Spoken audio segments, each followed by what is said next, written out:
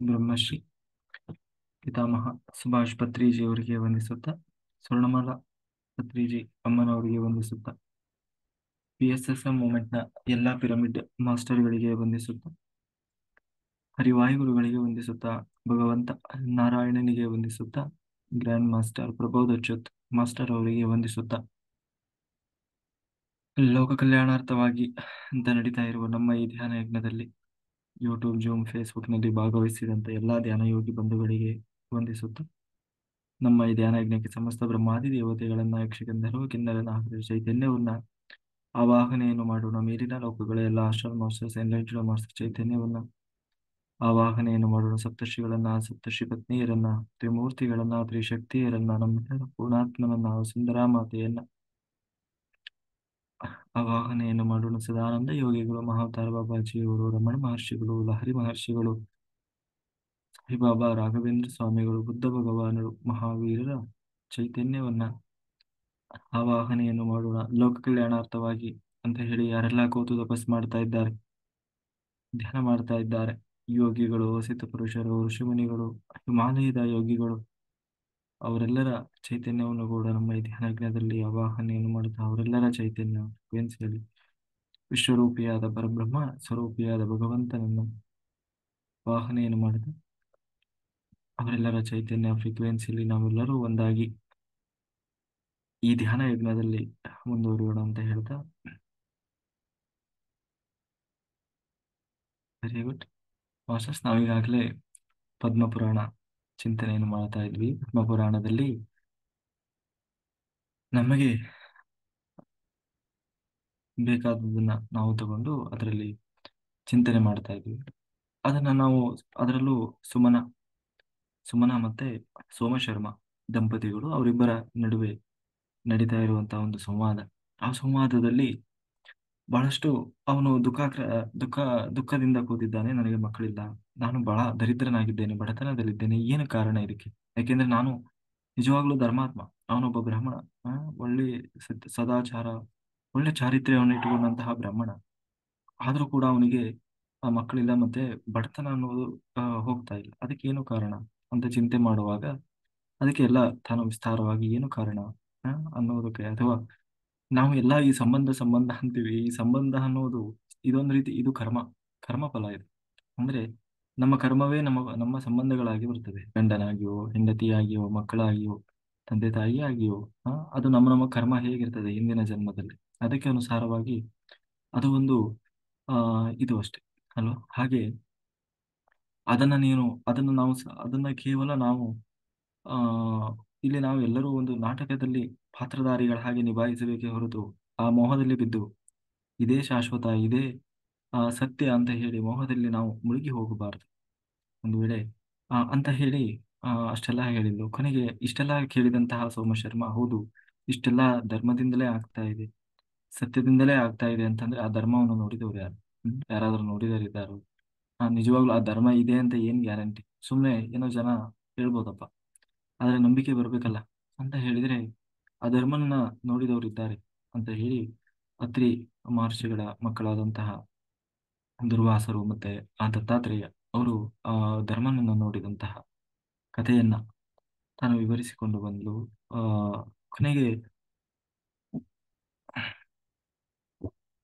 ಅಲ್ಲಿ ಕೊನೆಗೆ ಧರ್ಮರಾಜ ತನ್ನ ಪರಿವಾರದೊಂದಿಗೆ ಬಂದು ಅವರಿಗೆ ಪರಿಚಯ ಮಾಡಿದ್ದನ್ನ ನಾವು ನಿನ್ನೆ ದಿವಸ ನೋಡಿದ್ವಿ. ಕೊನೆಗೆ ಮೊದಲು ಹೇಳಿದ್ವಲ್ವಾ, ನಾವು ಈ ಧರ್ಮ ಅಂತಂದ್ರೆ ಯಾವಾಗ ನಾವು ಮಾಡಿದ್ದು ಧರ್ಮ ಆಗ್ತದೆ, ಅಥವಾ ಒಬ್ಬ ಮನುಷ್ಯ ತಾನು ಒಳ್ಳೆಯ ಸದ್ಗತಿಯನ್ನ ಪಡಿಬೇಕು, ಈ ಬದುಕನ್ನ ಸಾರ್ಥಕಗೊಳಿಸಿಕೊಳ್ಬೇಕು ಅಂತಂದ್ರೆ ಧರ್ಮದಿಂದ ಬದುಕಬೇಕು ಅಲ್ವಾ? ಧರ್ಮೋ ರಕ್ಷಿತೆ ರಕ್ಷಿತ. ನಾವು ಧರ್ಮವನ್ನ ಪರಿಪಾಲನೆ ಮಾಡಿದರೆ, ರಕ್ಷಣೆ ಮಾಡಿದರೆ ಆ ಧರ್ಮವೇ ನಮ್ಮನ್ನ ರಕ್ಷಣೆ ಮಾಡ್ತದೆ. ಏನದು ಧರ್ಮ ಅಂದ್ರೆ ಏನು? ಅದು ಎಲ್ಲಿದೆ, ಹೇಗಿದೆ? ಯಾಕೆಂದ್ರೆ ಇವತ್ತು ಧರ್ಮ ಅನ್ನೋದನ್ನ ಅರ್ಥ ಮಾಡ್ಕೊಳ್ಳುವುದೇ ಬಹಳ ಕಷ್ಟ ಆಗ್ಬಿಟ್ಟಿದೆ.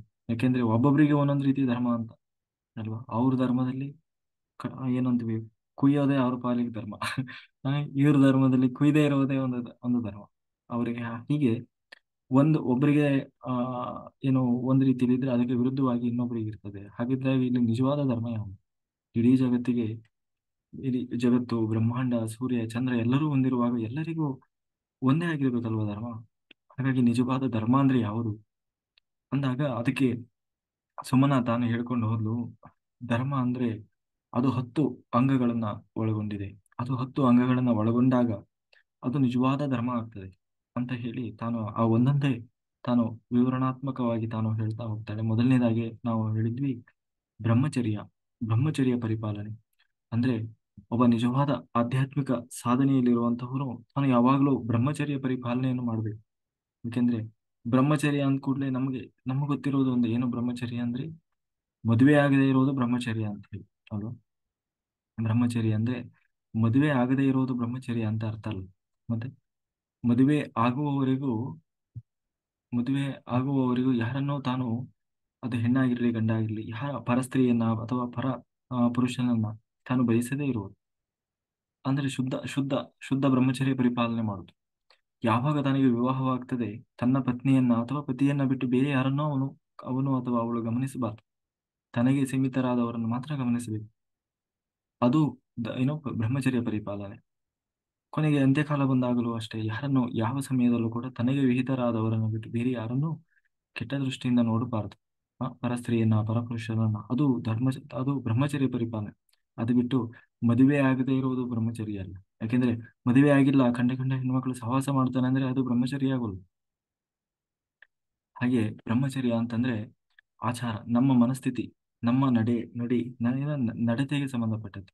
ನಾವು ಯಾವಾಗಲೂ ಶುದ್ಧ ಚಾರಿತ್ರ್ಯವುಳ್ಳ ನಡತೆಯನ್ನ ಹೊಂದಿರಬೇಕು ಅನ್ನುವುದನ್ನ ಬ್ರಹ್ಮಚರ್ಯ ತೋರಿಸ್ತದೆ.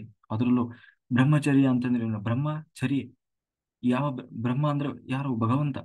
ಭಗವಂತನ ಕಡೆಗೆ ಹೊರಟವನು, ಬ್ರಹ್ಮನ ಕಡೆಗೆ ಹೊರಟವನ ಹೇಗಿರ್ಬೇಕು? ಅಷ್ಟೇ ಶುದ್ಧವಾದ ಚಾರಿತ್ರ್ಯವನ್ನು ಹೊಂದಿರಬೇಕು. ಅದೇ ಬ್ರಹ್ಮಚರ್ಯ. ಹಾಗೆ ದೇವರ ಕಡೆ ಹೊರಟವನು, ಅವನಿಗೆ ದೇವರು ಮುಖ್ಯ ಆಗಿದೆ.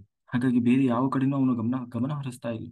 ಅವನ ಮನಸ್ಸು ಸದಾ ನಿರ್ಮಲವಾಗಿ ಶುದ್ಧವಾಗಿರ್ತದೆ, ಸಂತೃಪ್ತಿಯಿಂದ ಇರ್ತದೆ. ಅವನಿಗೆ ದುರಾಸೆ ಅನ್ನೋದು ಇರಲ್ಲ. ಆಸೆ ಇರ್ತದೆ ಆದ್ರೆ ದುರಾಸೆ ಇರೋಲ್ಲ. ಅಂದ್ರೆ ಆ ಅಂದ್ರೆ ಎಲ್ಲಿ ಎಲ್ಲಿ ಸೌಂದರ್ಯವನ್ನು ನೋಡ್ತಾನೆ ಅಥವಾ ಯಾರ್ಯಾರು ಚಂದ ಚಂದ ಇರೋರನ್ನ ನೋಡ್ತಾನೆ, ಅವಾಗೆಲ್ಲ ಅವನಿಗೆ ದುರಾಸೆ ಹುಟ್ಟಲ್ಲ. ಬದಲಾಗಿ ಅವನಿಗೆ ಸಂತೃಪ್ತಿ ಅನ್ನೋದು ಇರ್ತದೆ. ಕೊನೆಗೆ ಸರಿಯಾದ ಮಾರ್ಗದಲ್ಲಿ ಹೋಗ್ತಾನೆ, ಕಂಡ ದಾರಿಯಲ್ಲಿ ಹೋಗಲ್ಲ. ಅವನಿಗೆ ಅಂದ್ರೆ ಏನಂತೀವಿ, ಅಲ್ಲಿ ಯಾರೋ ಹೇಳಿದ್ರು ಒಂದು 4 ದಿವಸ ಅಲ್ಲಿಗೆ ಹೋದ, ಇಲ್ಲಿ ಯಾರೋ ಹೇಳಿದ್ರು ಒಂದು 4 ದಿವಸ ಅದನ್ನು ಮಾಡಿದ ಇದನ್ನು ಮಾಡಿದ, ಎಲ್ಲ ಮಾಡ್ತಾನೆ. ಕೊನೆಗೆ ಅದನ್ನೂ ಮಾಡ್ಲಿಲ್ಲ ಇದನ್ನೂ ಮಾಡ್ಲಿಲ್ಲ ಏನೂ ಮಾಡ್ಲಿಲ್ಲ. ಹಾಗಲ್ಲ, ಒಂದು ನಿಖರವಾದ ಶುದ್ಧ ದಾರಿಯನ್ನ ಹಿಡ್ಕೊಂಡು ಕೊನೆಯವರೆಗೂ ಅಲ್ಲೇ ಹೇಳ್ತಾನೆ. ಹಾಗಂತ ಹೇಳಿ ಅವನು ಸ್ತ್ರೀ ದ್ವೇಷಿ ಅಲ್ಲ. ಕೆಲವರು ಅವರು ಇರ್ತಾರೆ, ನಾನು ಭಾರಿ ಬ್ರಹ್ಮಚರ್ಯ ಅಂತ ಹೇಳಿ ಹೆಣ್ಣು ಮಕ್ಕಳನ್ನ ಕಣ್ಣೆತ್ತು ನೋಡಲ್ಲ ಅಂತ ಹೇಳಿ ಅವ್ರನ್ನ ಕಂಡ್ರೆ ಬೈಯೋದು ಅಥವಾ ಏನಂತೀವಿ ಆ ವಿರುದ್ಧವಾಗಿ ಹೋಗೋದು, ಆ ಹಾಗೆ ಅವರನ್ನ ಹೀಯಾಳಿಸುವುದು, ಹೀಗೆಲ್ಲ ಅದು ಬ್ರಹ್ಮಚರ್ಯ ಅಲ್ಲ. ಹೆಣ್ಣನ್ನ ದ್ವೇಷ ಮಾಡುವುದು ಬ್ರಹ್ಮಚರ್ಯ ಅಲ್ಲ. ಅಥವಾ ಹೆಣ್ಮಕ್ಳನ್ನು ಏನಂತೀವಿ ಕಂಡುಗುಟ್ಲೆ ತಲೆ ಕೆಳಗೆ ಹಾಕೊಂಡು ಹೋಗೋದು ಅಥವಾ ದೂರ ಸರಿದು ಹೋಗೋದು, ಇದೆಲ್ಲ ಏನಂತೀವಿ ಸೋಗಲಾಡಿತನ ಆಗ್ತದೆ ಹೊರತು ಅದು ಬ್ರಹ್ಮಚರ್ಯ ಅಲ್ಲ. ಹಾಗೆ ಅಂದ್ರೆ ನಾಟಕೀಯವಾಗಿರ್ಬಾರ್ದು, ಅದು ಮಾನಸಿಕವಾಗಿರ್ಬೇಕು. ಮತ್ತೆ ತೋರ್ಪಡಿಕೆಯ ಹಾಗೆ ಕಾಣಬಾರದು. ಹಾಗಾಗಿ ಸ್ತ್ರೀ ದ್ವೇಷಿಯಾಗಿರಬಾರದು ಅಥವಾ ಪುರುಷ ದ್ವೇಷಿಯಾಗಿರಬಾರದು. ನಾವು ನಾವು ಯಾವ ಪುರುಷರನ್ನು ಇದ್ ಮಾಡಲ್ಲ ಅಂತ ಹೇಳಿ ನಾನು ಬಹಳ ಪತಿರತೆ ಅಂತ ಹೇಳಿ ಕಂಡವ್ರನ್ನೆಲ್ಲ ಏನು ಅವ್ರು ಸರಿ ಇಲ್ಲ ಇವ್ರು ಸರಿ ಇಲ್ಲ ಅಂತ ದ್ವೇಷ ಮಾಡ್ತಾ ಓಡಾಡೋದು. ಹ್ಮ್ ಅದು ಅಲ್ಲ. ಎಲ್ಲರನ್ನ ಪ್ರೀತಿಸಬೇಕು, ಆದ್ರೆ ಹೇಗೆ ಮನಸ್ಸಿನಿಂದ ಶುದ್ಧತೆ ಇರಬೇಕು. ಅಥವಾ ನಾನು ಯಾವ ಪುರುಷನನ್ನು ನೋಡಲ್ಲ ಅಂತ ಹೇಳಿ ಅದು ಕೆಲವರು ಅತಿಯಾಗಿ ಮಾಡೋದು ನೋಡಿದ್ವಿ ಅಲ್ವಾ. ಹಾಗೆ ಅದು ಪುರುಷ ಇರ್ಬೋದು, ಸ್ತ್ರೀಯರಿರ್ಬೋದು. ಬ್ರಹ್ಮಚರ್ಯ ಅನ್ನೋದನ್ನ ಒಳಗಡೆಯಿಂದ ಇಟ್ಕೊಂಡಿರ್ಬೇಕೆ ಹೊರತು ಹೊರಗಡೆಯ ತೋರ್ಪಡಿಕೆಯ ವಸ್ತು ಆಗಬಾರದು. ಅಂದ್ರೆ ಅದು ಅದನ್ನು ನಮಗೆ ಗಮನ ಇಲ್ಲದೆ ನಾವು ದ್ವೇಷ ಮಾಡ್ಲಿಕ್ಕೆ ಶುರುವಾಗಬಹುದು ಅಂತ ಅದರ ಅರ್ಥ. ಅಂದ್ರೆ ನಾವು ಈ ಬಾರಿ ಬ್ರಹ್ಮಚರ್ಯ ಮಾನವನು ಬಹಳ ಕಟ್ಟುನಿಟ್ಟು ಅಂತ ಹೇಳಿ ಬೇರೆ ಹೆಣ್ಮಗಳನ್ನೆಲ್ಲ ದ್ವೇಷ ಮಾಡೋದು ಅಲ್ಲ, ಅದು ಆಗಬಾರ್ದು ಅಲ್ಲ. ಎಲ್ಲರನ್ನು ಸಮಾನ ಮನಸ್ಸಿಂದ ನೋಡ್ಬೇಕು, ಆದ್ರೆ ಒಳಗಡೆಯಿಂದ ವಿಕಾರತೆ ಇರಬಾರದು. ಅದು ಬ್ರಹ್ಮಚರ್ಯ ಆಗ್ತದೆ. ಕೊನೆಗೆ ಇಂದ್ರಿಯಗಳ ನಿಗ್ರಹ ಇರಬೇಕು. ಅಂದ್ರೆ ತನಗೆ ಯಾವುದು ಒಳ್ಳೆಯದಿದೆಯೋ, ಎಲ್ಲಿ ಎಷ್ಟು ಅವಶ್ಯಕತೆ ಇದೆಯೋ ಅಷ್ಟಕ್ಕೆ ಮಾತ್ರ ಸೀಮಿತ ಆಗಿರ್ಬೇಕು ಇಂದ್ರಿಯಗಳು. ಹಾಗೆ ಆಮೇಲೆ ಪಾಪದ ಭಯ ಇರಬೇಕು. ಮಾನ ಮರ್ಯಾದೆ ಅಂತೀವಲ್ಲ, ಅಂಜಿಕೆ ಭಯ ಇರಬೇಕು. ಯಾವುದಕ್ಕೆ? ಪಾಪ ಮಾಡೋದ್ರಲ್ಲಿ ಭಯ ಇರಬೇಕು. ನಾಚಿಕೆ ಇರಬೇಕು ಯಾವುದರಲ್ಲಿ? ಪಾಪ ಮಾಡೋದ್ರಲ್ಲಿ, ಒಳ್ಳೆ ಕೆಲಸ ಮಾಡೋದ್ರಲ್ಲ. ಕೆಲವರು ನೋಡಿ, ಕೆಲವರು ಹೇಳ್ತಾರಲ್ಲ, ಅವನು 3 ಬಿಟ್ಟಿದ್ದಾನೆ ಅಂತ ಹೇಳಿ.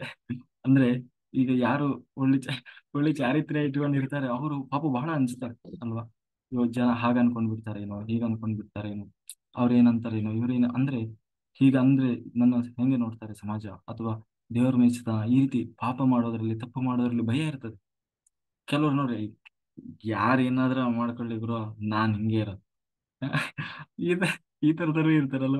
ಆದ್ರೆ ಅವರಿಗೆ ಭಯವೂ ಇಲ್ಲ, ಪಾಪ ಮಾಡೋದ್ರಲ್ಲೂ ಭಯ ಇಲ್ಲ, ಅದ್ರಲ್ಲೂ ನಾಚಿಕೆ ಇಲ್ಲ. ಇಲ್ಲ, ನಾನು ಇರೋದೇ ಹೀಗೆ, ನಾನ್ ಮಾಡ್ತೇನೆ, ನೀನು ಕೈ ಕೈ ಆಗಲ್ಲ ನಿನಗೆ ಆಗಲ್ಲ ಅಂದ್ರೆ ಇಲ್ಲ. ನಾವೆಲ್ಲ ಈಗ ಕಾಲೇಜಿಗೆ ಹೋಗ್ತಿದೀವಲ್ಲ, ನಾವು ಕಾಲೇಜಲ್ಲಿ ಇರುವಾಗ ಈ ಮಧ್ಯೆ ಗ್ಯಾಪ್ ಎಲ್ಲ ಇದ್ರೆ ಬಂಕ್ ಹಾಕಿ ಹೋದ್ರೆ ಅಲ್ಲಿ ಇದರಲ್ಲಿ ಎಲ್ಲ ಸಿಗರೇಟ್ ಹೊಡಿತಾರೆ ಅಲ್ಲ ಪ್ರತಿಯೊಬ್ರು.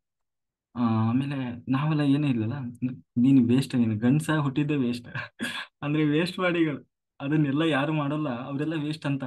ಆಮೇಲೆ ಯಾರು ಈಗ ಹಾಸ್ಟೆಲ್ ಅಲ್ಲಿ ಇರುವಾಗ ಅವ್ರು ಡ್ರಿಂಕ್ಸ್ ಗಿಂಕ್ಸ್ ಎಲ್ಲ ಮಾಡಿ, ನಿನ್ ಜನ್ಮನೇ ವೇಸ್ಟ್ ನಿಂದು, ನೀನು ಹುಡುಗಿಯಾಗಿ ಹುಟ್ಟಬೇಕಿತ್ತು, ನಿನ್ ಯಾಕೆ ಗಂಡಾಗಿ ಹುಟ್ಟಿದ್ದೆ ವೇಸ್ಟ್. ಅಂದ್ರೆ ಹಾಗೆ ಹೀಗಿರ್ತದೆ. ಅಂದ್ರೆ ಅದನ್ನೆಲ್ಲ ಮಾಡಿದ್ರೆ ತಪ್ಪು, ಅಂತವನ್ನು ಮಾಡಿದ್ರೆ ಅದು ಅಂದ್ರೆ ಒಂದು ಕ್ವಾಲಿಫಿಕೇಶನ್ ಅಂತ ಅನ್ನೋ ತರ ಹೊರಗಡೆ ಹಾಗೆಲ್ಲ ಇರ್ತದೆ. ಆಯ್ತಪ್ಪ, ನೀವೇ ನಿಮ್ದೇ ಇರಲಿ ಅಂತ ಹೇಳ್ಕೊಂಡು ಸುಮ್ಮನಾಗೋದಷ್ಟೇ. ಹಾಗೆ ಆ ಎರಡನೇದಾಗಿ, ಹಾಗೆ ಪಾಪದ ಬಗ್ಗೆ ಭಯ ಇರಬೇಕು, ಆತಂಕ ಇರಬೇಕು. ಅಂದ್ರೆ ಮರ್ಯಾದಾ ಪುರುಷೋತ್ತಮ, ಯಾಕೆ ಮರ್ಯಾದಾ ಪುರುಷೋತ್ತಮ ಅಂತ ಕರೀತಾರೆ ರಾಮನನ್ನು ಅಂತಂದ್ರೆ, ಅಷ್ಟು ಮರ್ಯಾದೆ, ಜೀವನ ಅಂತಂದ್ರೆ ಅದು ಮರ್ಯಾದೆಗೆ ಅನುಗುಣವಾಗಿರ್ಬೇಕು. ಮಾನ ಮರ್ಯಾದೆ ಕಳ್ಕೊಂಡು ಬದುಕೋದಲ್ಲ. ಹಾಗೆ ಎರಡನೇದು ತಪಸ್ಸು ಇರಬೇಕು. ಅಂದ್ರೆ ಒಳ್ಳೆಯ ಆಚರಣೆ, ಕಾಮ. ಆ ತಪಸ್ಸು ಅನ್ನೋದು ಹೇಗೆ, ತಪಸ್ಸು ಅಂತಂದ್ರೆ ಕಣ್ಣು ಮುಚ್ಕೊಂಡು ಕುತ್ಕೊಂಡು ಧ್ಯಾನ ಮಾಡೋದು ಅಂತಲ್ಲ. ತಪಸ್ಸು ಅಂದ್ರೆ ಯಮ ನಿಯಮ, ಅಂದ್ರೆ ಒಂದು ಡಿಸಿಪ್ಲೈನ್ಡ್ ಲೈಫ್ ಇರಬೇಕು. ಸುಮ್ಮನೆ ಹೋದಲ್ಲೇ ಹೋದ, ಬಂದಲ್ಲೇ ಬಂದ, ಕುಂತಲ್ಲೇ ಕೂತ ಹಾಗಲ್ಲ. ಒಳ್ಳೆಯ ನಡತೆ ಇರಬೇಕು, ಆಚರಣೆಗಳು, ನಾವು ಮಾಡುವ ಒಳ್ಳೆ ಕೆಲಸ, ಒಳ್ಳೆ ಬುದ್ಧಿ, ಒಳ್ಳೆ ಕೆಲಸಗಳು ಒಳ್ಳೆದಾಗಿರ್ಬೇಕು. ಮನೆಯಲ್ಲಿ ಬಂದವರಿಗೆ ಹೋದವರಿಗೆ ಗೌರವ ಕೊಡೋದು, ಆ, ಮಾತಾಡಿಸೋದು, ಇದೆಲ್ಲ ತಪಸ್ಸಾಗ್ತದೆ. ಅದ್- ಅದು ಯಮ ನಿಯಮ. ಆಮೇಲೆ ಕಾಮ ಇರಬಾರ್ದು, ಕ್ರೋಧ ಇರಬಾರ್ದು, ದುರಾಸೆ ಇರಬಾರ್ದು. ಇವೆಲ್ಲ ಯಾವುದನ್ನು ಇಟ್ಟುಕೊಳ್ಳದೆ ಪರೋಪಕಾರಕ್ಕಾಗಿ ಅಥವಾ ಉಪಕಾರಿಯಾಗಿ ಗುರು ಹಿರಿಯರನ್ನ, ಮನೆಯಲ್ಲಿರೋ ದೊಡ್ಡವರನ್ನ ಸೇವೆ ಮಾಡ್ತಾ ಬದುಕೋದು, ಇದು ತಪಸ್ಸು ಆಗ್ತದೆ. ಮೂರನೇದು ಸತ್ಯ. ಅಂದ್ರೆ ಸತ್ಯವನ್ನ ಪರಿಪಾಲನೆ ಮಾಡಬೇಕು. ಏನಂತಂದ್ರೆ ಸತ್ಯ ಅಂತಂದ್ರೆ ನಮಗೆ ಮೊದಲನೇದಾಗಿ ಪರರನ್ನ ಅಂದ್ರೆ ನನ್ನದಲ್ಲದನ್ನ ಬಯಸಬಾರ್ದು, ಅದು ಸತ್ಯ. ಅಂದ್ರೆ ಉದಾಹರಣೆಗೆ, ಅದು ಪರ ವಸ್ತು ಇರ್ಬೋದು, ಪರ ಪುರುಷ ಇರ್ಬೋದು, ಸ್ತ್ರೀ ಇರ್ಬೋದು, ಅಥವಾ ಪರರ ವಸ್ತು ಇರ್ಬೋದು. ಅದನ್ನು ಕಂಡಾಗ ನಮ್ಮಲ್ಲಿ ವಿಕಾರತೆ ಬರಬಾರ್ದಂತ. ಆವಾಗ ಅವನು ಸತ್ಯದ ದಾರಿಯಲ್ಲಿದ್ದಾನೆ ಅಂತ ಅರ್ಥ. ಯಾರ್ದೋ ನೋಡಿದ್ರಿ, ಏನೋ ಒಂದು ಒಳ್ಳೆ ಕಾರ್ ನೋಡಿದ್ರಿ, ಏನೋ ಮನೆ ನೋಡಿದ್ರಿ, ಅಲ್ಲ ಅವ ಹೊಟ್ಟೆ ಕಿಚ್ಚಿ ಬರಬಾರ್ದು, ಮಾತ್ ಸರಿಯಾಗಿ ಬರಬಾರ್ದು. ಅವ್ನು ಎಂತ ಮನೆ ಕಟ್ಟಿದಾನಪ್ಪ ಇವ.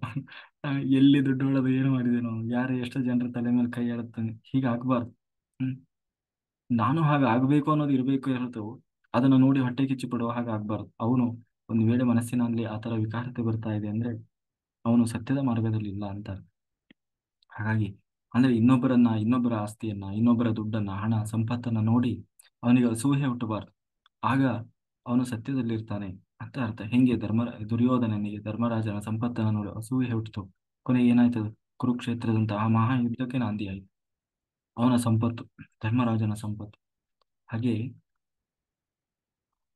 ಮನಸ್ಸು ಬುದ್ಧಿ ಅನ್ನೋದು ಯಾವಾಗ್ಲೂ ಹಾಳಾಗೋದಿಲ್ಲ, ಬಹಳ ಪರಿಶುದ್ಧವಾಗಿರ್ತದೆ. ಸತ್ಯಮೇವ ಜಯತೆ ಅಂತೀವಲ್ಲ, ಹಾಗೆ ಸತ್ಯಕ್ಕೆ ಅವನು ನಿಖರವಾಗಿ ನಿಂತಿರ್ತಾನೆ. ಯಾರು ಏನಾದ್ರೂ ಹೇಳಿ ಸತ್ಯ ಬಿಡೋಲ್ಲ ಅವನು. ಆ, ಏನಂತೀವಿ, ತನಗೆ ಹೆಂಗ್ ಬೇಕೋ ಹಾಗಲ್ಲ. ಉದಾಹರಣೆಗೆ, ಆ ಈಗ ಸರ್ಕಲ್ ಅಲ್ಲಿ ಪೊಲೀಸರು ನಿಂತಿದ್ದಾರೆ, ನಿಂತಾಗ ಮಾತ್ರ ಫುಲ್ ಹೆಲ್ಮೆಟ್ ಹಾಕೊಂಡು ಬಹಳ ಸ್ಟ್ರಿಕ್ಟ್ ಆಗಿ ಹೋಗೋದು. ಅಲ್ಲ, ಆಮೇಲೆ ಅವ್ರು ಇಲ್ಲ ಅಂದ್ರೆ ಕಳ್ಬಿದ್ದೋಗೋದು. ಹಾಗಲ್ಲ, ಯಾರು ಇರ್ಲಿ ಇಲ್ಲದೆ ಇರ್ಲಿ, ಎಥಿಕ್ಸ್ ಇಂಟಿಗ್ರಿಟಿ ಅಂತ ನಾವು ಹೇಳ್ತೀವಿ. ಎಥಿಕ್ಸ್ ಅಲ್ಲಿ ಬರ್ತದೆ ಇಂಟಿಗ್ರಿಟಿ ಅಂದ್ರೆ, ಎಲ್ಲರೂ ನೋಡುವಾಗ, ಅಬ್ಸರ್ವ್ ಮಾಡುವಾಗ ಆಚರಣೆ ಮಾಡುವುದು ಬೇರೆ. ಯಾರು ನೋಡ್ತಾ ಇಲ್ಲ, ಯಾರು ಅಬ್ಸರ್ವ್ ಮಾಡ್ತಾ ಇಲ್ಲ, ಆದರೂ ಒಂದು ವೇಳೆ ಆ ತಪ್ಪನ್ನು ಮಾಡಿದ್ರೂ ಕೂಡ ಅದಕ್ಕೆ ಪನಿಷ್ಮೆಂಟ್ ಇಲ್ಲ, ಆದ್ರೂ ಕೂಡ ಅದನ್ನ ಪರಿಪಾಲನೆ ಮಾಡಬೇಕು. ಆವಾಗ ಅದನ್ನ ಇಂಟಿಗ್ರಿಟಿ ಅಂತ. ಅಂದ್ರೆ ಅಷ್ಟು ಏನು ಆ ಡಿಸಿಪ್ಲೈನ್ಡ್ ಆಗಿರ್ಬೇಕು, ಅದನ್ನ ಸತ್ಯ ಅಂತ ಹೇಳ್ತಾರೆ. ಅಂದ್ರೆ ದಾನ ಅಂತಂದ್ರೆ, ದಾನ ಕೊಡುವಾಗ ಮೊದಲು ತಮ್ಮ ತಲೆಯಲ್ಲಿ ಇರ್ಬೇಕಾದದ್ದು ಏನು ಅಂತಂದ್ರೆ, ಅವನಿಗಾಗಿ ಕೊಡ್ತಾ ಇದ್ದೇನೆ ಅಂತಲ್ಲ, ಜೊತೆಗೆ ನನಗಾಗಿ ಕೊಡ್ತಾ ಇದ್ದೇನೆ ಅಂತ ಕೊಡ್ಬೇಕು. ಕೊಡುವಾಗ, ನಾವು ಬಳಸುವಾಗ ನಾವು ಮಾಡೋ ದೊಡ್ಡ ತಪ್ಪೇನು ಗೊತ್ತು, ನಾವು ದಾನ ಕೊಡ್ಲಿಕ್ಕೆ ಅಂತಂದ್ರೆ ಒಂದು ವಸ್ತುನ ಫಸ್ಟ್ ಹೋಗಿ ನೋಡೋದೇ ಅದು ಲೋ ಗ್ರೇಡ್ ಇಂದ ನೋಡ್ತೀವಿ. ಅಲ್ವಾ? ನಮಗೆ ತಗೊಳ್ಬೇಕಾದ್ರೆ ನಾವು ಸ್ವಲ್ಪ ಹೈ ಗ್ರೇಡಿಂದ ನೋಡ್ತೀವಿ, ಒಳ್ಳೆ ಬ್ರ್ಯಾಂಡ್ ಇರೋದು ನೋಡ್ತೀವಿ. ಅದೇ ಯಾರಿಗೋ ಕೊಡಬೇಕು ಅಥವಾ ದಾನ ಕೊಡಬೇಕು ಅಂದಾಗ ಅದು ನಮಗೆ ಅಲ್ವಲ್ಲ ಅಂತ ಹೇಳಿ ಸ್ವಲ್ಪ ಕಡಿಮೆ ರೇಟಿಂದು ಅಥವಾ ಅದಕ್ಕೆ ಹೇಳ್ತಾರೆ, ದಾನ ಯಾವಾಗ ನೀನು ಕೊಡ್ತಾ ಇದ್ದಿ ಅದು ಅವನಿಗೆ ಅಲ್ಲ, ನಿನಗೆ ತಲೆಯಲ್ಲಿ ಇರಬೇಕು, ಅದನ್ನ ನಿನಗೆ ಕೊಡ್ತಾ ಇರೋದು ಅದು. ಹಾಗಾಗಿ ನೀನ್ ಬೇಕಾದ್ರೂ ಕಡಿಮೆ ಗ್ರೇಡ್ ಇರೋದನ್ನ ಉಪಯೋಗ ಮಾಡು, ಆದ್ರೆ ಕೊಡುವಾಗ ಸ್ವಲ್ಪವೂ ಮನಸ್ಸಿನಲ್ಲಿ ಹಿಂಜರಿಕೆ ಬೇಡ. ಆದಷ್ಟು ನಿನಗೆ ಶಕ್ತಿ ಮೀರಿ ಎಷ್ಟಿರ್ತದ ಅಷ್ಟು ಒಳ್ಳೆಯದನ್ನ ಕೊಡು, ಯಾಕೆಂದ್ರೆ ಅದೇ ನಿನ್ನ ನಿಜವಾದ ಸಂಪತ್ತು ಅಂತ ಹೇಳಿ. ಅಥವಾ ಅವನಿಗೇನೋ ಗತಿ ಇಲ್ಲ ಕೊಡ್ತಾ ಇದ್ದೀನಿ, ಹಾಗಲ್ಲ. ನೀನು ಏನ್ ಕೊಡ್ಬೇಕು ಅಂತ ಅನ್ಕೊಂಡಿದ್ಯೋ ಆ ಕೊಡುವ ಸಮಯದಲ್ಲಿ ಅದಕ್ಕಿಂತ ಜಾಸ್ತಿ, ಅಂದ್ರೆ ಅದಕ್ಕಿಂತಲೂ ಉನ್ನತವಾಗಿರ್ಬೇಕು ಅದು ಕೊಡುವಾಗ. ಅದರಲ್ಲಿ ಹಿಂಜರಿಕೆಯಿಂದ ಅಥವಾ ಏನಂತೀವಿ ಮನಸ್ಸಲ್ಲಿ ಒಳಗೆ ಕುರಿ ಇಟ್ಕೊಂಡು, ಅಯ್ಯೋ ಏನಪ್ಪ ಕೊಡ್ಬೇಕಲ್ಲ, ಅಯ್ಯೋ ಅಷ್ಟು ಒಳ್ಳೇದು ಕೊಟ್ಬಿಟ್ಟೆ, ಹೀಗೆಲ್ಲ ಅಲ್ಲ. ಯಾಕೆಂದ್ರೆ ನೀನ್ ಅನ್ಕೊಂಡಿದ್ದಿ ಹೊರಗಡೆಯಿಂದ ನೀನು ಬೇರೆಯವರಿಗೆ ಕೊಡ್ತಾ ಇದ್ದೀಯ, ಆದ್ರೆ ನಿಜವಾಗ್ಲೂ ಅದು ಬೇರೆಯವರಿಗೆ ಕೊಡ್ತಾ ಇರೋದಿಲ್ಲ, ನಿನಗೆ ಕೊಡ್ತಾ ಇರೋದು. ಹಾಗಾಗಿ ಅವನಿಗಾಗಿ ಅಲ್ಲ, ಅದು ನನಗಾಗಿ ಕೊಡ್ತಾ ಇರೋದು ಅಂತ ಯಾವಾಗ ತಿಳಿದು ಅದನ್ನ ಮನಸ್ಸಿನಲ್ಲಿ ಇಟ್ಟುಕೊಂಡು ಉತ್ತಮವಾದದ್ದನ್ನ ಯಾವಾಗ ತಿಳಿದು ಕೊಡ್ತಾನೆ, ಅಂದ್ರೆ ಉತ್ತಮ ಅಂತಂದ್ರೆ ಅವನು ಸಾಲ ಸಾಲ ಮಾಡಿ ಎಲ್ಲ ಮಾರಿ ಕೊಡಬೇಕು ಅಂತ ಅರ್ಥ ಅಲ್ಲ. ಅವನ ಯೋಗ್ಯತೆಗೆ ಅನುಸಾರವಾಗಿ, ಒಂದ್ ವೇಳೆ ಅವನ ಸ್ವಂತಕ್ಕಾಗಿ ಅಂತ ತಗೊಳ್ಳೋದಾಗಿದೆ, ಎಷ್ಟು ಶುದ್ಧತೆಯಿಂದ ಒಳ್ಳೆ ಮನಸ್ಸಿನಿಂದ ತಗೊಳ್ತಾ ಇದ್ನು, ಅದೇ ರೀತಿ ಆಗಿರ್ಬೇಕದು. ಹ್ಮ್. ಉದಾಹರಣೆಗೆ ಯಾರೋ ಒಬ್ಬ ಓನರ್ ಇದ್ದಾನೆ, ಆ ಅವನ ಡ್ರೈವರ್ ಇದ್ದಾನೆ ಅಂತ ತಿಳ್ಕೊಳಿ, ಆಯ್ತಾ? ಡ್ರೈವರ್ದು ಏನೋ ಬರ್ತಡೇನೋ ಏನೋ ಇದೆ, ಅವನಿಗೇನೋ ಬಟ್ಟೆ ಕೊಡಿಸ್ಬೇಕು, ಆಯ್ತಾ? ಈಗ ಬಹಳ ಶ್ರೀಮಂತ, ಅವನ್ ಏನ್ ಮಾಡ್ತಾನೆ, ಅವನು ಹಾಕುವಂತಹ ಬ್ರಾಂಡ್ ಅಥವಾ ಅವನು ಅದನ್ನೇ ಕೊಡ್ತಾನ? ಇಲ್ಲ, ಆ ಡ್ರೈವರ್ ಏನ್ ಯೂಸ್ ಮಾಡ್ತಾನೆ ಅದನ್ನ ಕೊಡ್ತಾನೆ, ಅಥವಾ ಡ್ರೈವರ್ ಯೂಸ್ ಮಾಡುವಂತ ಬ್ರಾಂಡ್ ಅನ್ನು ಕೊಡ್ತಾನೆ. ಅಂದ್ರೆ ಹಂಗಾಗಬಾರ್ದು. ಅದೇ ಇವನ್ ತಗೊಳ್ಳುವಾಗ ಅವನು ಶ್ರೀಮಂತ, ಅವನು ಒಳ್ಳೆ ಬ್ರಾಂಡ್ ಇರುವಂತದ್ದು ಒಳ್ಳೆ ಕಂಪನಿಯದನ್ನ ಬಟ್ಟೆ ಹಾಕೊಂಡ್ರೆ, ಅವನೇನು ಇಂಥ ಒಳ್ಳೆ ಬಟ್ಟೆ ಎಲ್ಲ ಹಾಕೋಲ್ಲ ಅಂತ ಹೇಳಿ ಏನ್ ಮಾಡ್ತಾನೆ, ಅವನು ಹಾಕುವ ಎಷ್ಟೋ ಒಂದು 500-600 ರೂಪಾಯಿದು ಬಟ್ಟೆ ತಂದು ಕೊಡ್ತಾನೆ, ಅಲ್ವಾ? ಹಂಗಾಗಬಾರ್ದು. ಇವನು ಹಾಕ್ತಾನೆ 5,000-6,000 ರೂಪಾಯಿ, ಆದ್ರೆ ಅವನಿಗೆ ಕೊಡುವಾಗ 400-500 ರೂಪಾಯಿ ಕೊಡ್ತಾನೆ. ಹಾಗಾಗಬಾರ್ದು. ಅದು ದಾನ ಅನ್ಸಿಕೊಳ್ಳುತ್ತೀವಿ, ಮತ್ತೆ ಅದು ಏನಂತೀವಿ, ಆ ಏನಂತೀವಿ, ಗತಿ ಇಲ್ದವರಿಗೆ ಕೊಡ್ತೀವಲ್ಲ, ಆ ತರ ಆಗ್ತದೆ ಅದು. ಹಾಗಲ್ಲ. ಜೊತೆಗೆ ದಾನಗಳಲ್ಲಿ ಯಾವುದು ಶ್ರೇಷ್ಠವಾದದ್ದು? ಜ್ಞಾನವನ್ನು ಹಂಚುವುದು, ಅನ್ನದಾನ, ವಿದ್ಯಾ ವಿದ್ಯೆ ಅಂದ್ರೆ ಜ್ಞಾನದಾನ. ಅದನ್ನ ಮುಖ್ಯವಾಗಿ ಅದಕ್ಕೆ ಹೆಚ್ಚು ಒತ್ತು ಕೊಟ್ಟು ಕೊಡಬೇಕು. ಅದರಲ್ಲೂ ಅನ್ನದಾನ, ಅದರಲ್ಲೂ ಯಾರು ಅನ್ನವನ್ನ ಕೇಳಿಕೊಂಡು ಬರ್ತಾನೆ ಹಸಿದು, ಅಯ್ಯೋ ಸ್ವಾಮಿ ನನಗೆ ಸ್ವಲ್ಪ ಏನಾದ್ರೂ ಇದ್ರೆ ಕೊಡಿ ಅಂತ ಹೇಳಿ, ಅವಾಗ ಅವನಿಗೇನು ನೀವು ದೊಡ್ಡ ಭಕ್ಷ್ಯ ಭೋಜನವನ್ನೇ ಹಾಕಬೇಕು ಅಂತಿಲ್ಲ, ನಿಮ್ಮಲ್ಲಿ ಏನಿದೆಯೋ ಅದು ಕೊನೆ ಪಕ್ಷ ಅಷ್ಟಾದ್ರೂ ಕೊಡಿ ಆ ಅಂತ ಹೇಳಿ ಆ ಆ ಒಂದು ದಾನದ ಮಹತ್ವವನ್ನು ಹೇಳ್ತಾರೆ. ಜೊತೆಗೆ ನಿಯಮ ಅಂತಂದ್ರೆ ನಿಯಮಬದ್ಧವಾದಂತಹ ಬದುಕು. ಅಂದ್ರೆ ಅವನಿಗೆ ಬೆಳಿಗ್ಗೆ ಎಷ್ಟೊತ್ತಿಗೋ ಹೇಳ್ತಾನೆ, ಎಷ್ಟೊತ್ತಿಗೋ ಬರ್ತಾನೆ, ಎಲ್ಲೋ ಕುಂತ ಆ ಫೋನ್ ಹಿಡ್ಕೊಂಡು ಕುಂತ ಅಂದ್ರೆ ಅಲ್ಲೇ ಕುಂತ. ಆ ಕೊನೆಗೆ ಅವರು ಮನೆಯಲ್ಲಿದ್ದವರು ಬಡ್ದು ಹೇಳ್ಕೊಂಡು ಆ ಅಲ್ಲೇ ಹಾಗಾಗ್ಬಾರ್ದು. ಅವನು ಬೆಳಗ್ಗೆ ಎದ್ರೆ ನಾನು ಸಂಜೆವರೆಗೂ ಏನ್ ಮಾಡ್ಬೇಕು ಅನ್ನೋದು ಒಂದು ಡಿಸಿಪ್ಲಿನ್ ಇರ್ಬೇಕು, ಅಲ್ವಾ? ನಿಯಮಬದ್ಧವಾಗಿರ್ಬೇಕು, ಪ್ರತಿನಿತ್ಯ ಶಿಸ್ತುಬದ್ಧ ಜೀವನ. ಆ, ಕೊನೆಗೆ ಕುಂತ ಅಂದ್ರೆ ಕುಂತ, ಹೋದ ಅಂದ್ರೆ ಹೋದ, ಬಂದ ಅಂದ್ರೆ ಬಂದ, ಹಾಗಾಗ್ಬಾರ್ದು. ಹಂಗೆ ಡಿಸಿಪ್ಲಿನ್ ಇರಬೇಕು, ಅಂದ್ರೆ ಸಮಯವನ್ನ ಪರಿಪೂರ್ಣವಾಗಿ ಉಪಯೋಗಿಸಿಕೊಳ್ಬೇಕು. ಆರನೇದು ಕ್ಷಮಾಗುಣ ಇರಬೇಕು. ಯಾವಾಗಲೂ ಸಹನೆಯಿಂದ ಇರಬೇಕು. ಇದು ಒಬ್ಬ ನಿಜವಾಗಲೂ ಅಧ್ಯಾತ್ಮ ಸಾಧನೆ ಅಥವಾ ತಪಸ್ಸು ಮಾಡುವವನಿಗೆ. ಹ್ಮ್ ಇದೆಲ್ಲ ಹೇಳ್ತಾ ಇರೋದು ಯಾರಿಗೆ ಅಂದ್ರೆ ಧ್ಯಾನಿಗಳಿಗೆ. ನಾವೆಲ್ಲರೂ ಅಧ್ಯಾತ್ಮ ಸಾಧನೆಯಲ್ಲಿರೋ ಇದರಲ್ಲಿ ಯಾರ್ಯಾರು ಈ ಸುಮ್ಮನೆ ಇದ್ರ ಬಗ್ಗೆ ತಿಳುವಳಿಕೆ ಇಲ್ಲದೆವರು ತಪ್ಪು ಹೆಜ್ಜೆ ಹಾಕಿದ್ರೆ ತಪ್ಪಾಗಲ್ಲ. ಆದ್ರೆ ಎಲ್ಲಾ ತಿಳಿದವರು, ನಾವು ಅಧ್ಯಾತ್ಮ ಸಾಧನೆಯಲ್ಲಿ ಹೋಗುವವರು ತಪ್ಪಿಯೂ ನಾವು ತಪ್ಪು ಹೆಜ್ಜೆಗಳನ್ನ ಹಾಕಬಾರ್ದು. ಅದಕ್ಕೆ ಆ ಕ್ಷಮಾಗುಣ ಅನ್ನೋದು ಬಹಳ ಮುಖ್ಯ. ಯಾಕೆಂತಂದ್ರೆ ಅದಕ್ಕೆ ಹೇಳ್ತಾರೆ, ಅಪಪ್ರಚಾರ ಮಾಡ್ಬೋದು ನಮ್ಮ ಬಗ್ಗೆ, ಅಪಪ್ರಚಾರ, ಅವನು ಹಂಗೆ ಹೀಗೆ ಒಟ್ಟಿನಲ್ಲಿ ಕೊನೆಗೆ ಬೈಬೋದು, ಹೊಡಿಬೋದು, ಏನೇ ಆದ್ರೂ ಕೂಡ ಮನೋವಿಕಾರಕ್ಕೆ ಒಳಗಾಗಬಾರ್ದು. ಬಹಳ ಸಹನೆಯಿಂದ ಇರಬೇಕು, ಬಹಳ ಶಾಂತಚಿತ್ತರಾಗಿ, ಬಹಳ ಸಹನೆಯನ್ನ ಅಳವಡಿಸಿಕೊಳ್ಬೇಕು. ಯಾಕೆಂದ್ರೆ ಅಪಪ್ರಚಾರ ಮಾಡೋರು ಇದ್ದೇ ಇರ್ತಾರೆ. ಅಲ್ಲ, ಊರ್ ತುಂಬಾ ಎಲ್ಲ ನಮಗೆ ಹೇಳ್ಕೊಂಡು ಬರ್ತಾರಲ್ವ, ಅದ್ ಹೆಂಗೆ ಸಹಿಸ್ಕೊಳ್ಳೋದು? ಅದರಲ್ಲೂ ನಮಗಿಂತ ಶ್ರೇಷ್ಠರಾದವರು, ದೊಡ್ಡವರು ನಮಗೇನಾದ್ರೂ ದ್ರೋಹ ಮಾಡಿದ ಹಾಗೆ ಅನಿಸಿದ್ರೆ, ಅಥವಾ ನಮಗೆ ಏನಾದ್ರೂ ಈ ರೀತಿ ಅಪಪ್ರಚಾರವೋ, ಬೈಯೋದು, ಹೊಡೆಯೋದು, ಅಥವಾ ನಮಗೆ ವಿರುದ್ಧವಾಗಿ ಏನಾದ್ರೂ ಮಾಡಿದ್ರು ಅಂಥವ್ರಿಗಂತೂ ನಾವು ಮಾಡ್ಲಿಕ್ಕೆ ಹೋಗ್ಬಾರ್ದು. ಯಾಕೆಂದ್ರೆ ಅತ್ಯಂತ ತಾಳ್ಮೆ. ಯಾಕೆಂದ್ರೆ ಅದಕ್ಕೆ ಹೇಳ್ತಾರೆ ತಾಳುವಿಕೆಗಿಂತ ದೊಡ್ಡ ತಪಸ್ಸಿಲ್ಲ. ಯಾಕೆಂದ್ರೆ ತಾಳ್ಮೆ ಅನ್ನೋದು ನಾವು ತಾಳ್ಮೆಯಿಂದ ಸಾಧಿಸುವುದನ್ನ ಕ್ರೋಧದಿಂದ ಸಾಧಿಸಲಿಕ್ಕೆ ಸಾಧ್ಯ ಇಲ್ಲ. ಹಾಗಾಗಿ ಕ್ರೋಧದಿಂದ ಏನನ್ನೂ ಸಾಧಿಸಲಿಕ್ಕೆ ಸಾಧ್ಯ ಆಗಿಲ್ಲ, ಅದಕ್ಕೆ ತಾಳ್ಮೆಯಿಂದ ಸಾಧಿಸಬಹುದು. ಹಾಗಾಗಿ ಸಹಿಸಿಕೊಳ್ಳುವ ಶಕ್ತಿಯನ್ನ ನಾವು ಬೆಳೆಸಿಕೊಳ್ಬೇಕು. ಯಾರು ಏನೇ ಹೇಳಿ ಅದಕ್ಕೆ ರಿಯಾಕ್ಟ್ ಆಗ್ಲಿಕ್ಕೆ ಹೋಗ್ಬಾರ್ದು. ಆ ಎಲ್ಲವನ್ನ ನಾವು ಸ್ವೀಕಾರ ಮಾಡುವ ಮನಸ್ಥಿತಿಯನ್ನ ತಲುಪಬೇಕು. ಹಾಗಾಗಿ ಯಾಕೆ ಅಂತಂದ್ರೆ ಧರ್ಮಕ್ಕಾಗಿ. ಯಾಕೆ ಧರ್ಮಕ್ಕಾಗಿ? ಧರ್ಮ ಏನ್ ಹೇಳ್ತದೆ ಅಂತಂದ್ರೆ ಪುರಂದರದಾಸರು ಹೇಳ್ತಾರಲ್ಲ, ನಿಂದಕರಿರ್ಬೇಕು. ಹಂದಿ ಇದ್ದರೆ ಕೇರಿ ಹೇಗೆ ಚಂದವೋ ಹಾಗೆ ನಿಂದಕರಿರ್ಬೇಕು. ಅಂದ್ರೆ ನಮ್ಮ ಬದುಕಿನಲ್ಲಿ ನಮ್ಮ ಬಗ್ಗೆ ಅಪಪ್ರಚಾರ ಮಾಡುವವರು, ನಮ್ಮ ಬಗ್ಗೆ ಕೆಟ್ಟದ್ದನ್ನ ಹೇಳುವವರು, ಬೈಯುವವರು, ನಮ್ಮ ಏಳಿಗೆಯನ್ನ ನೋಡಿ ಸಹಿಸದವರು, ಈ ತರದವರೆಲ್ಲ ಇರ್ಬೇಕಂತೆ. ಯಾಕೆಂದ್ರೆ ಅಂದಂದು ಮಾಡಿದ ಪಾಪವೆಂಬ ಮಲವನ್ನ ತಿಂದು ಹೋಗುವರಯ್ಯ ನಿಂದಕರು. ಅಂದ್ರೆ ನಮ್ಮಲ್ಲಿ ಇರೋ ಅಲ್ಪ ಸ್ವಲ್ಪ ಪಾಪ ಇರ್ತದಲ್ಲ, ಅದನ್ನೆಲ್ಲ ತಿಂದು ಹೋಗ್ತಾರಂತೆ. ಹಂದಿ ಇದ್ದರೆ ಕೇರಿ ಹೆಂಗೆ ಚಂದವೋ ಹಂಗೆ ಅಂತ ಹೇಳಿ ಪುರಂದರದಾಸರು ಹೇಳ್ತಾರೆ. ಒಂದು ಕೇರಿಯಲ್ಲಿ ಹಂದಿ ಇದ್ರೆ ಏನಾಗ್ತದೆ, ಅದೆಲ್ಲ ಹೊಲಸನ್ನೆಲ್ಲ ತಿನ್ಕೊಂಡು ತಿನ್ಕೊಂಡು ಹೋಗ್ತದೆ. ಹಾಗೆ ನಮ್ಮಲ್ಲೂ ಅಲ್ಪ ಸ್ವಲ್ಪ ಆ ಏನು ದೋಷಗಳಿರ್ತದಲ್ಲ, ಪಾಪ, ಆ ಪಾಪ ಎಂಬ ಮಲವನ್ನ ತಿಂದು ಹೋಗ್ತಾರೆ.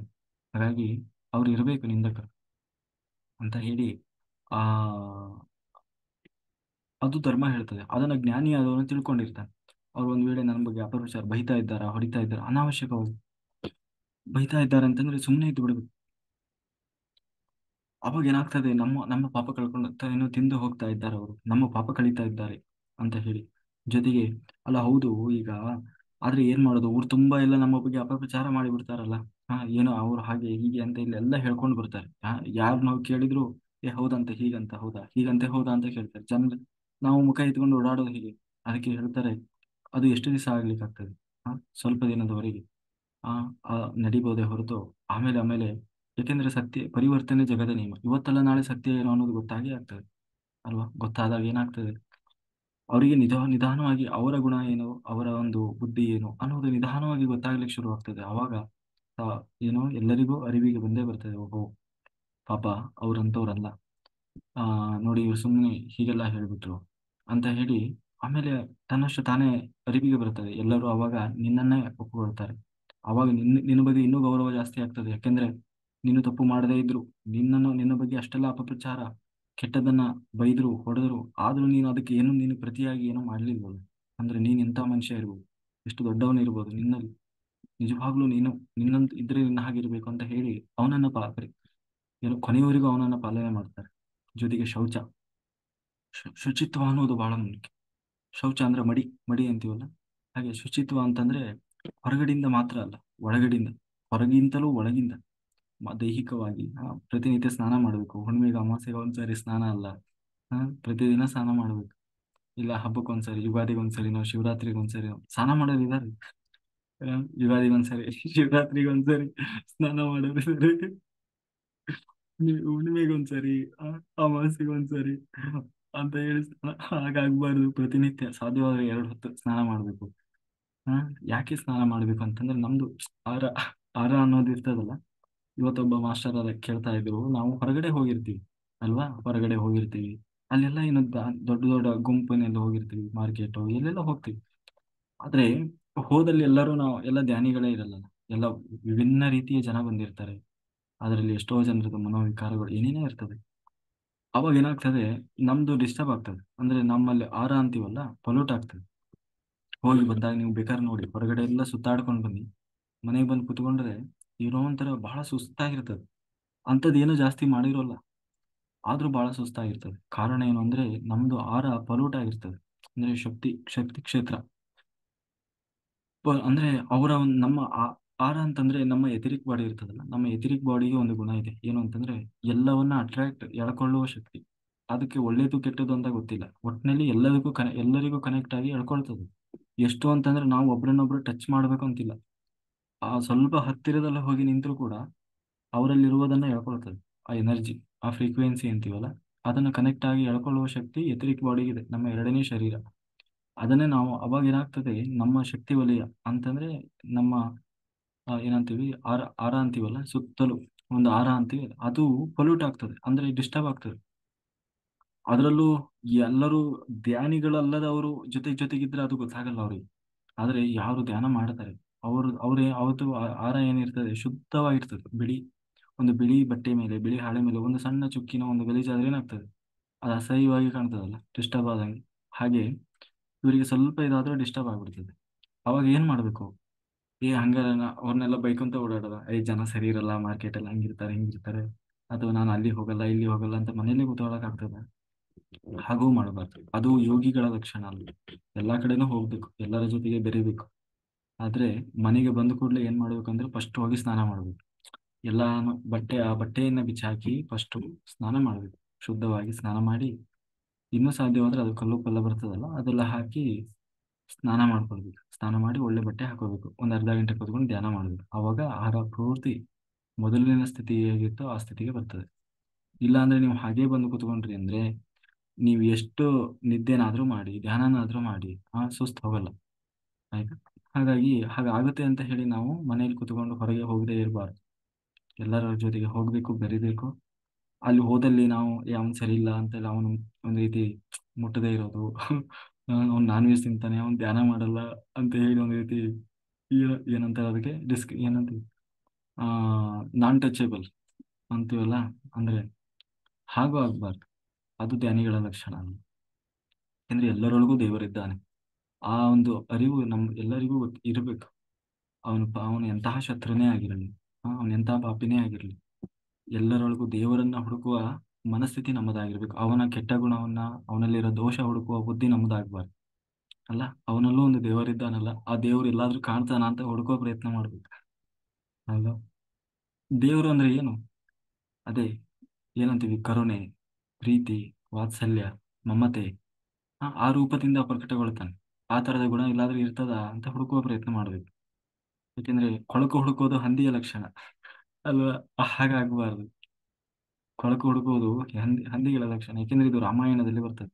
ರಾಮ ಹೇಗಿದ್ದ ಅಂತ ಹೇಳಿ. ರಾಮನ ಗುಣಗಳನ್ನು ವರ್ಣನೆ ಮಾಡುವಾಗ ರಾಮ ಯಾವತ್ತೂ ಯಾರದ್ದು ಕೆಟ್ಟ ಗುಣಗಳನ್ನ ಯಾವತ್ತೂ ಎಣಿಸಿದವನಲ್ಲಂತೆ. ಅವ್ರು ಎಂತ ಕೆಟ್ಟವರೇ ಆಗಿರ್ಲಿ, ಆದ್ರೆ ಅವ್ನು ಹೇಳೋದು ಹೆಂಗೆ ಅಂತಂದ್ರೆ, ಅವರಲ್ಲಿ ಯಾವುದೋ ಒಂದು ಒಳ್ಳೆ ಗುಣ ಇದ್ರೆ ಅದನ್ನೇ ಯಾವಾಗ್ಲೂ ಹೇಳ್ತಾ ಇದ್ನಂತೆ. ಅವರು ಅವತ್ತು ನನಗೆ ಅಷ್ಟು ಉಪಕಾರ ಮಾಡಿದ್ರು, ಎಂಥ ಒಳ್ಳೆಯವರು ಅವರು ಅಂತ ಹೇಳಿ ಬರೀ ಒಳ್ಳೆಯದನ್ನು ಮಾತ್ರ ಗುರುತಿಸ್ತಾ ಇದ್ದ ರಾಮ ಅಂತ ಹೇಳಿ. ಹಂಗೆ ನಾವು ಒಳ್ಳೆಯದನ್ನ ಹುಡುಕುವವರಾಗಬೇಕು ಹೊರತು ಕೆಟ್ಟದ್ದು ಹುಡುಗುವವರಾಗಬಾರ್ದು. ಎರಡನೇದು ಇದು ಶೌಚ. ಹಾಗಾಗಿ ಆ ಈ ಏನು ದಾಸ ಸಾಹಿತ್ಯದಲ್ಲಿ ಹೇಳ್ತಾರೆ ನೋಡಿ, ಏನು ಅಂತಂದ್ರೆ ಅದು ಮಾನಸಿಕವಾಗಿ ಶುದ್ಧತೆ ಇರಬೇಕು. ಬರೀ ಹೊರಗಡೆಯಿಂದ ತೊಳ್ಕೊಳ್ಳೋದ್ರಲ್ಲಿ ಬಡ್ಕೊಳ್ಳೋದ್ರಲ್ಲಿ ಮಡಿ ಮಡಿ ಎಂದು ಮೂರ್ಮಳ ಹಾರತಿ ಎಲ್ಲಿಂದ ಬಂತು ಬಿಕನಾಶಿ ಅಂತ ಹೇಳಿ ಪುರಂದರದಾಸರ ದಾಸ ಸಾಹಿತ್ಯದಲ್ಲಿ ಬರ್ತದೆ. ಹೊಲಿಯ ಬಂದಾನೆಂದು ಹೊರಗೆ ದೇವರ ಮಾಡಿ ಗಣಗಣ ಗಂಟೆ ಬಾರಿಸಿದರೇನು ಒಳಗಿನ ಕೋಪ ಹೊಲೆಯಲ್ಲವೇನಯ್ಯ. ಅಂದ್ರೆ ಒಳಗಡೆ ಮದ ಮತ್ಸರ ಕಾಮ ಕ್ರೋಧ ತುಂಬಿಕೊಂಡು ನೀನು ಹೊರಗಡೆಯಿಂದ ಮಡಿ ಆ ಹಾಗೆ ಹೀಗೆ ಅಂತ ಹಾರಾಡಿದ್ರೆ ಅದಲ್ಲಯ್ಯ, ನಿನ್ನ ಒಳಗೆ ಇದೆ ಗಲೀಜು, ಕೊಳಕು, ಅದನ್ನ ಹೊರಗೆ ಹಾಕು, ಅದು ನಿಜವಾದ ಮಡಿ ಅಂತ ಹೇಳಿ ಹೇಳುವಾಗ, ಹಾಗೆ ಮಾಡಬಾರ್ದು ಅಂತಲ್ಲ ಅದನ್ನ. ಅಂದ್ರೆ ಶುದ್ಧತೆ ಅನ್ನೋದು ಒಳಗೂ ಹೊರಗೂ ಇರ್ಬೇಕು. ಹೊರಗಡೆಯಿಂದ ಯಾಕೆ ಶುದ್ಧತೆ ಕಾಪಾಡ್ಕೊಳ್ತಾರೆ? ಮಡಿ ಅನ್ನೋ ಉದ್ದೇಶ ಇಷ್ಟೇ. ನಾನು ಈಗ ಹೇಳಿದ್ನಲ್ಲ, ನಾವು ಈಗ ದೇವಾಲಯ ದೇವರು ಅಂದಾಗ ಅಲ್ಲಿ ಒಂದು ಒಳ್ಳೆ ಒಂದು ಪಾಸಿಟಿವ್ ಎನರ್ಜಿ ಇರುತ್ತೆ. ಅಲ್ಲಿ ಇದಕ್ಕೆ ಡಿಸ್ಟರ್ಬ್ ಆಗಬಾರ್ದು. ಅವಾಗ ನಾವು ಅಷ್ಟೇ ಶುದ್ಧತೆ ಇರಬೇಕು. ಅಲ್ಲಿ ಪೂಜೆ ಮಾಡುವವರು ನೋಡಿ ಯಾರನ್ನು ಮುಟ್ಟಲ್ಲ, ದೂರದಲ್ಲಿ ಇರ್ತಾರೆ, ಒಳ್ಳೆ ಸ್ನಾನ ಮಾಡ್ತಾರೆ, ಒಳ್ಳೆ ಮಡಿ ಬಟ್ಟೆ ಹಾಕೊಂಡಿರ್ತಾರೆ. ಕಾರಣ ಏನು ಅಂದ್ರೆ ಯಾರನ್ನು ಮುಟ್ಟಬಾರದು ಅಂತಲ್ಲ, ಅಲ್ಲಿ ಆ ದೇವತಾ ಸನ್ನಿಧಾನದಲ್ಲಿಕ್ಕೆ ನಮ್ಮ ಒಂದು ಡಿಸ್ಟರ್ಬೆನ್ಸ್ ಆಗಬಾರ್ದು ಅಂತ. ಯಾಕಂದ್ರೆ ಅಲ್ಲಿ ದೇವತೆಗಳು ಅವರು ಹೈ ಫ್ರೀಕ್ವೆನ್ಸಿಯಲ್ಲಿ ಇರ್ತಾರೆ. ಅಲ್ಲಿ ನಮ್ಮ ಒಂದು ಗಲೀಜು ಹೋಗಿ ಅವರಿಗೆ ಅವರ ಫ್ರೀಕ್ವೆನ್ಸಿಗೆ ಅದು ಡಿಸ್ಟರ್ಬ್ ಆಗಬಾರ್ದು. ಆಗ ಅಲ್ಲಿ ದೇವತಾ ಸನ್ನಿಧಾನ ಅನ್ನೋದು ಹೊರಟೋಗ್ತದೆ. ಹಾಗಾಗಿ ಆದಷ್ಟು ಶುದ್ಧತೆಯನ್ನ ಕಾಪಾಡ್ಕೊಳ್ತಾರೆ. ಅದನ್ನು ನಾವು ಅತಿ ಏನ್ ಅನ್ಕೊಂತೀವಿ, ಇದು ಮಡಿ, ಅನ್ಟಚಬಿಲಿಟಿ, ಹಾಗೆ ಹೀಗೆ, ಮೇಲ್ವರ್ಗ ಕೀಳ್ವರ್ಗ ಹೀಗೆಲ್ಲ ಅದಕ್ಕೆ ಏನೋ ಇದನ್ನ ಕಟ್ತೀವಿ. ಅದನ್ನ ಮಾಡುವವರು ಕೂಡ ಹಾಗೆ ತಿಳ್ಕೊಳ್ಬೇಕು, ನಾವು ಬಾರಿ ಶ್ರೇಷ್ಠರು ಹಾಗಂತ ಅಲ್ಲ. ಅದು ಅಲ್ಲದವರೆಲ್ಲ ಕೀಳು ಅಂತಾನೂ ಅಲ್ಲ. ಅಹಿಂಸೆ ಅಹಿಂಸೆ ಪರಿಪಾಲನೆ ಮಾಡ್ಬೇಕು. ಅಂದ್ರೆ ವಿನಾಕಾರಣ ಅಹಿಂಸೆ ಅಂದ್ರೆ ವಿನಾಕಾರಣವಾಗಿ ಯಾರಿಗೂ ತೊಂದರೆ ಕೊಡಬಾರ್ದು. ಅಂದ್ರೆ ಬರೀ ಮನುಷ್ಯರಿಗೆ ತೊಂದರೆ ಕೊಡೋದು ಅಂತಲ್ಲ, ಪ್ರಾಣಿ ಪಕ್ಷಿ ಒಂದು ಸಸ್ಯ ಪ್ರತಿಯೊಂದಕ್ಕೂ ಕೂಡ. ಆದ್ರೆ ಅನಿವಾರ್ಯವಾಗಿ ಹಿಂಸೆ ಮಾಡುವ ಪರಿಸ್ಥಿತಿ ಬಂದಾಗ ತೊಂದರೆ ಇಲ್ಲ, ಮಾಡ್ಲೇಬೇಕಾಗ್ತದೆ. ಆದ್ರೆ ಅನಾವಶ್ಯಕವಾಗಿ ಸುಮ್ನೆ ಉದಾಹರಣೆಗೆ ಈಗ ಹಸುವಿಗೆ ಆ ಹುಲ್ ತಗೊಂಡ್ ಬರ್ಬೇಕು. ಏನ್ ಮಾಡೋಂಗಿಲ್ಲ, ಹುಲ್ ಕಟ್ ಮಾಡ್ಲೇಬೇಕು. ಅದು ನಾನು ಹುಲ್ಲೆಲ್ಲ ಕೊಯ್ಯಲ್ಲ, ಅದು ಹಿಂಸೆ ಆಗ್ತದೆ ಅಂತ ಹೇಳಲಿಕ್ಕೆ ಆಗಲ್ಲ ಅಲ್ವಾ. ಆ ಕೊನೆಗೆ ಏನೋ ದೇವರ ಪೂಜೆಗೆ ಏನೋ ಹೂ ಬೇಕಿದೆ, ತುಳಸಿ ಬೇಕಿದೆ, ಆಯ್ತು. ಆದ್ರೆ ಸುಖ ಸುಮ್ಮನೆಯಾಗಿ ಆ ಸುಮ್ಮನೆ ಹೋಗ್ತಿರ್ತಾರೆ, ಅಲ್ಲೆಲ್ಲೋ ಆಟ ಆಡ್ಲಿಕ್ಕೆ ಹೋಗಿರ್ತಾರೆ, ಏನೋ ವಾಕಿಂಗ್ ಹೋಗಿರ್ತಾರೆ. ಸುಮ್ಮನೆ ಅಲ್ಲಿ ಕುತ್ಕೊಂಡು ಒಂದು ತರಿ ಏನು ಎಲೆ ಎಲ್ಲ ಕಿತ್ತಾಕೋದು. ಹಾ, ಸುಮ್ಮನೆ ಅದೇನೋ ಕೊಂಬೆ ಮುರಿಯೋದು. ಹೀಗೆ ಅಂದ್ರೆ ಅನಾವಶ್ಯಕವಾಗಿ ಹಿಂಸೆ ಮಾಡೋದು. ಸುಮ್ಮನೆ ಕೆಲವರು ಇರ್ತಾರೆ, ನಡ್ಕೊಂಡು ಬರ್ತಿರ್ತಾರೆ, ಅಲ್ಲಿ ಬೀದಿ ನಾಯಿಗಳೆಲ್ಲ ಇರ್ತದೆ, ಕಲ್ಲು ತಗೊಂಡು ರಪ್ಪನ ಹೊಡೆದು ಬಿಡ್ತಾರೆ. ಪಾಪ ಅದೇನೋ ಮಾಡಿರಲ್ಲ. ಅಂದ್ರೆ ಆ ರೀತಿ ಸುಮ್ಮನೆ ಮಲಗಿರ್ತದೆ, ಜಾಡ್ಸಿ ಒದಿಯೋದು. ಆದ್ರೆ ಕೆಲವರು ಇರ್ತಾರೆ, ಹೋಗ್ತದೇನು ಅದ್ರ ಮೇಲೆ ಗಾಡಿ ಹತ್ತಿಸಿದಂಗೆ ಮಾಡೋದು. ಹೀಗೆಲ್ಲ ಅಂದ್ರೆ ಅನಾವಶ್ಯಕವಾಗಿ ಪ್ರಾಣಿ ಪಕ್ಷಿಗಳಿಗೆ ಹಿಂಸೆ ಕೊಡಬಾರದು. ಆಮೇಲೆ ಅದೇ ಜೊತೆಗೆ ಮಾಂಸಕ್ಕಾಗಿ, ಆಹಾರಕ್ಕಾಗಿ ಅಂತಲೂ ಕೂಡ ಇನ್ನೊಂದು ಜೀವಿಯನ್ನು ನಾವು ಆಶ್ರಯಿಸಬಾರದು. ಏನಿಲ್ಲ, ಅದು ಹೆಣ ತಿಂದ ಹಾಗೆ. ಮಾಂಸ ತಿನ್ನೋದು ಅಂದ್ರೆ ಏನು, ಇನ್ನೊಂದು ಜೀವಿಯ ಹೆಣ ತಿಂದು ಬದುಕೋದು ಅಂತ ಅರ್ಥ ಅಲ್ವಾ. ಈಗ ನಮ್ದು ಮಾತ್ರ ಹೆಣನ? ಪ್ರತಿಯೊಂದು ಜೀವಿದು ಹೆಣನೇ ತಾನೆ, ಅದು ಜೀವ ಹೋದ್ಮೇಲೆ. ಮತ್ತೆ ಅದನ್ನ ತಿಂದು ಬದುಕೋರೆಲ್ಲ ಹೆಣ ತಿಂದು ಬದುಕೋರೆ. ಹಾಗೆ ಹ್ಮ್ ಹಾಗಾಗಿ ಹಾಗಾಗಬಾರ್ದು. ಜೊತೆಗೆ ಅಹಿಂಸೆ, ಯಾರನ್ನೂ ದ್ವೇಷ ಮಾಡಬಾರ್ದು. ಆಯ್ತಾ, ಅದು ಬಹಳ ಮುಖ್ಯ. ಯಾರನ್ನು ಯಾರ ಮೇಲೂ ದ್ವೇಷ ಅನ್ನೋದು ಸ್ವಲ್ಪವೂ ಇರಬಾರದು.